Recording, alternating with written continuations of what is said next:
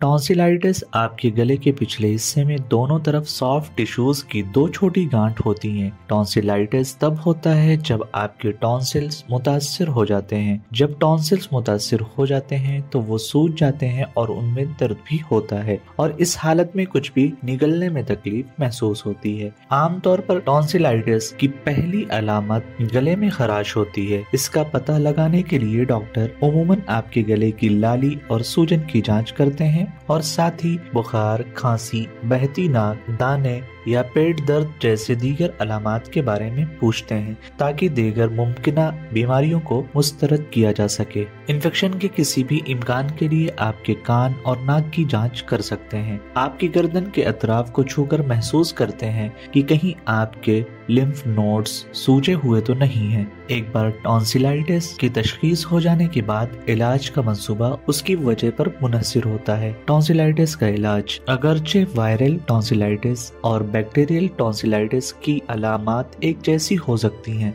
लेकिन उनके इलाज मुख्तलिफ है। टॉन्सिलाइटिस का इलाज इस तरह किया जा सकता है। कुछ दवाइयाँ, अगर ये बैक्टीरियल इन्फेक्शन है तो आपके डॉक्टर पेनिसिलिन, क्लिंडामाइसिन या सेफालोस्पोरिन जैसी एंटीबायोटिक लिख सकते हैं। आपको अपने डॉक्टर की हिदायत पर अमल करना चाहिए और एंटीबायोटिक का कोर्स मुकम्मल करना चाहिए, चाहे आपको चंद दिनों में आराम महसूस होने लगे। अगर आप दरमियान में कोर्स छोड़ देते हैं तो इन्फेक्शन मजीद खराब हो सकता है या जिस्म के दूसरे हिस्से में फैल सकता है। अगर आपको बहुत ज्यादा दर्द हो तो आपके डॉक्टर गले की खराश में मदद के लिए आइबुप्रोफेन या एसिटामिनोफेन जैसे over the counter pain killers तजवीज कर सकते हैं। दूसरा तरीका, सर्जरी। अगर आपको बार बार टॉन्सिलाइटिस की शिकायत हो तो आपका डॉक्टर टॉन्सिलेक्टमी यानी टॉन्सिल्स को सर्जरी के जरिए निकालने की तजवीज दे सकता है। यह आपके टॉन्सिल्स को सर्जरी के जरिए हटाने का एक तरीका है।